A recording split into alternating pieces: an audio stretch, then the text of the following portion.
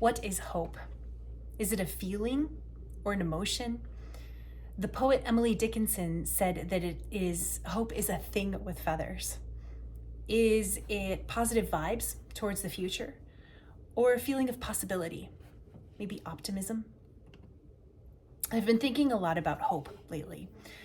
I know that hope has to do with the future, and I'm a pretty optimistic person by character, but we've got large-scale problems that worry me. We've got deeper authoritarianism and fanaticism, global warming, corruption, the list goes on. There are small-scale problems that eat us up too. Illnesses, family stress, depression, you name it.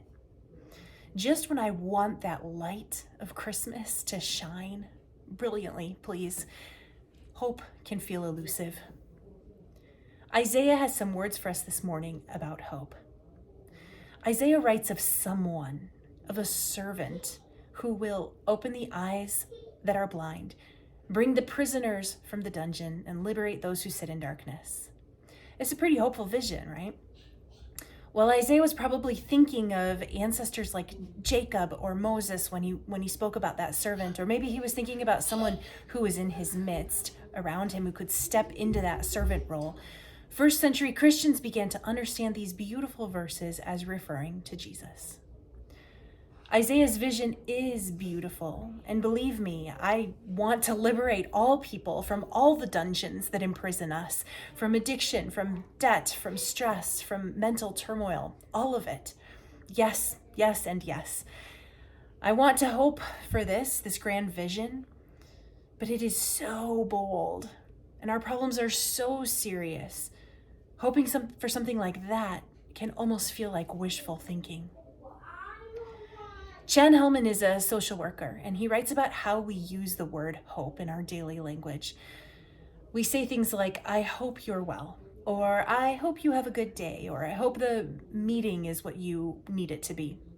But when I say that to someone, we don't really have control over the situation and how it's going to turn out.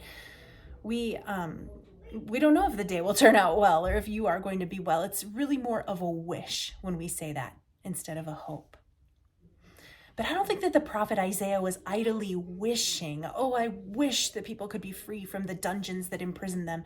Nor do I think that Jesus, Son of God, had some kind of warm and fuzzy wish that all the captives would be set free. No, I think they were actually hoping for this, which is somehow different from wishing. A handful of different researchers, many of them social workers, from what I can tell, have talked about this 3-part formula for hope. They've broken it down. In the first part of this 3-part formula, you have a vision. You have a goal that you're working towards. We know about vision as people of faith. We heard a reference in Isaiah reading that you could say we heard it in worship this morning. Isaiah is bursting at the seams with a vision of justice and righteousness. Jesus, Messiah, who was seeped in that Jewish tradition of Isaiah, taught about and worked for a vision where people were healed, where folks were generous, where communities would care for the vulnerable, where all people would know that they're beloved to God, where folks wouldn't worship power or money, but would worship God. It's a vision where love would reign. Sometimes when Jesus spoke about this, he called it the kingdom of God. We know what vision looks like in our faith. The second part of hope in this 3-part formula is a path.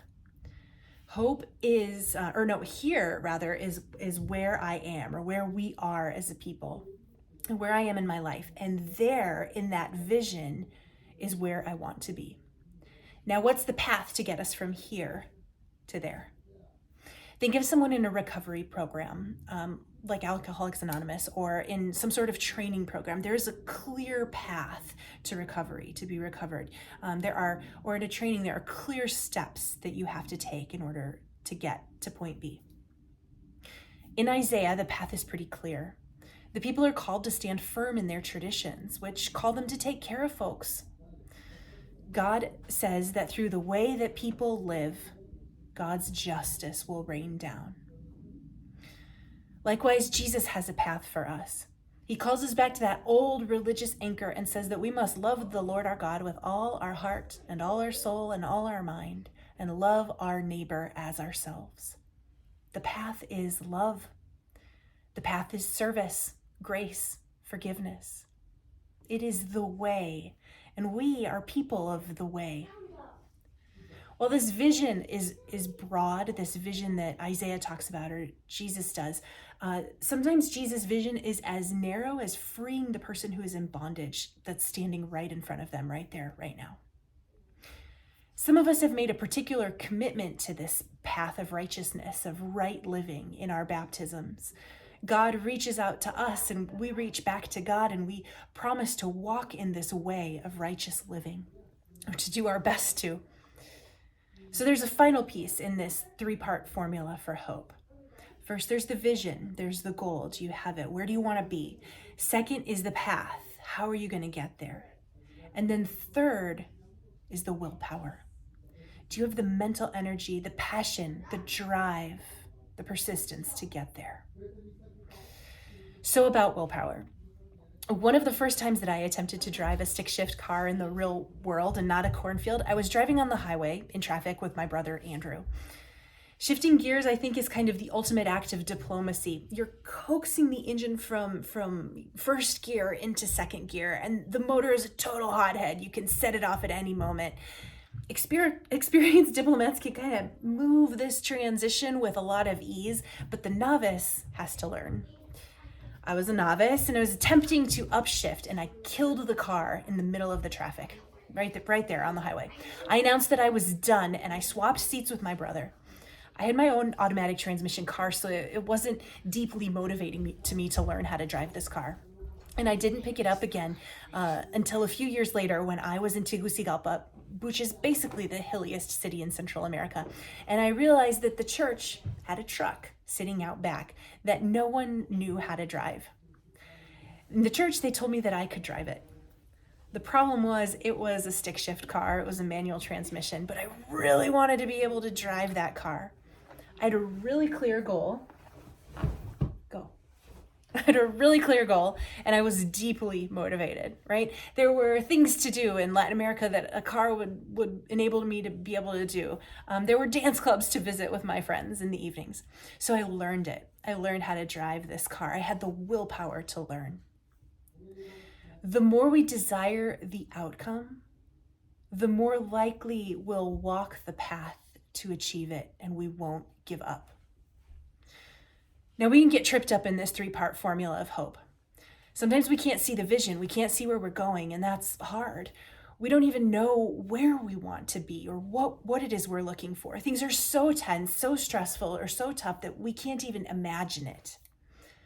Other times we can't see the path of where we want to, of how to get there. We know where we want to arrive, but we can't figure out how to make that happen. Or we don't have the opportunity open before us. Maybe we really want to go to college or something like that, but the opportunity isn't there for us to get where we want to go. I think of that a little bit with global warming. We know where we are, we know where we want to be, but the path to get there isn't real clear for us. There are some researchers that say that not being able to clarify that path, that's a recipe for despair. Then there's the willpower piece that can trip us up a little bit. With this one of the tricky things is that we have to think about, do we actually want that vision enough to fight for it or to work for it? Dr. Martin Luther King Jr., Reverend Dr. King, who would have been 94 years old on the day that I'm sharing this message with you, he dug into that vision of justice and peace and love that the prophets gave us, that Jesus gave us. Now, sometimes he distilled that vision into more manageable bites for us. Like there was a vision of wanting everyone to be able to sit on the bus wherever they wanted. And the path in order to get to that goal was going to be to boycott. That's how you're going to get there. But whatever that vision was that he talked about, it reached back to that vision of God's love and justice. He anchored back into that. Now, when I think about willpower, a lot of people around Dr. King had the willpower to fight for this vision that he presented, especially those experiencing discrimination. Now, there were a lot of other people that gave his vision a solid thumbs up, like they supported it, but from a distance. They didn't have the willpower to join in the fight, especially when fighting for civil rights meant sacrificing something dear for the sake of justice. If you don't passionately want that vision, you won't work for it, you won't fight for it. And this is tough. Like when you really have a lot of need, then you work for it. When you don't, when things are pretty smooth in your life, what has to motivate you is appealing to God's higher standard of goodness just for the sake of goodness.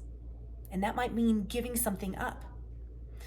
When that happens, the vision becomes a little less magnetic and our willpower falters. Our hope can falter. Has this ever happened to you? It's happened to me. And when it does happen to me, I got to get down on my knees again and pray for God to level me up to that level of goodness and to work for that vision. There's one final piece of hope that I want to bring up to you today. Now, hope is the product of struggle. It's something that we develop in the uncomfortable and in the challenging times. It's something that we learn. Isaiah's hope was born out of a people who had been deported to Babylon.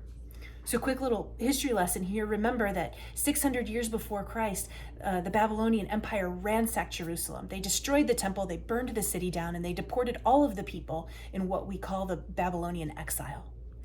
It was devastating. And Isaiah's hope was born in that struggle. Jesus of Nazareth lived in oppressively difficult times. A few weeks ago, we heard in church, or maybe you know the story of the bloodthirsty King Herod who massacred all of the baby boys in the story of the Holy Family fleeing to Egypt to hide from this terrible act of violence that was happening. Jesus' hope was born into that struggle. Our hope deepens, our hope becomes more complex and more profound when our vision or our goals or our pathway to that vision or our willpower, our sense of agency, when all of those are challenged or sometimes even crushed. We have to articulate more, what is that vision? We have to really think about that path and work on it. We have to really understand the core values behind our willpower and motivation. The thing that I think is really interesting is that hope, in those really tough moments, hope doesn't deepen and doesn't grow in isolation. Some of us learn hope from our families, we learn it from our parents, but we also learn it from each other. Think of a time that has been really challenging for you, an illness, a family problem, some sort of work mess that you're dealing with. Who have been the people who've come up around you and reminded you of the vision or of the goal that you just could not see at that moment? Who were the ones who shined a light on your path? Or when were you the one, maybe you were the person who came close to somebody in a time of need and you encouraged them and said, come on, let's do this. I'm with you. A different world is possible. We restore hope in each other. And this is the thing that I find really unique. Hope is a social gift. It's not something that happens in isolation. It happens in relationship with each other. Sometimes, hopefully many times, it happens in church. The baptism of Jesus drew on a hope that came long before it. You can hear it in the way that the Matthew story harmonizes with the Isaiah story. We heard them in our worship today. Martin Luther King, Dr. King, drew on a hope that came before him. Our hope that we have now is one that has been passed down to us through the ancestors, and it's strengthened and it's clarified through each other now. And God is constantly calling us into healthy relationships and into community. Now, I can't say where you might be feeling hopeless today. I can't name what's going on in your life. I can't say what's stressing you out in this broken world that we live in. But I can say that we hold together in the collective a vision of grace, where we pause to listen to each other in moments of pain, where we confess and we forgive, and we honor one another's God-given dignity and belovedness, and where we imagine a world where everyone has abundant life. We hold that vision of grace together. I can also say that we hold together a vision of justice, where we will no longer be divided by hate or ignorance or money. Where, as Dr. King said in his 1967 Christmas sermon at Ebenezer Baptist, a vision where every man will be respected, or every man will respect the dignity and worth of human possibility. A vision where, as he said, the empty stomachs of Mississippi will be filled. A vision, he said, where men will beat their swords into plowshares and where justice will roll down like water. We hold that vision together as a collective. And whether we're helping one another to take the next step or encouraging each other not to buy into the narratives of despair and pessimism around us, God's light dawns. We know the vision, we know the dream, we know the path of love to get us there. We've inherited it from those who've gone before, and we steward it and struggle with it for those who will come after us. Now we must walk that path. Blessed be the journey.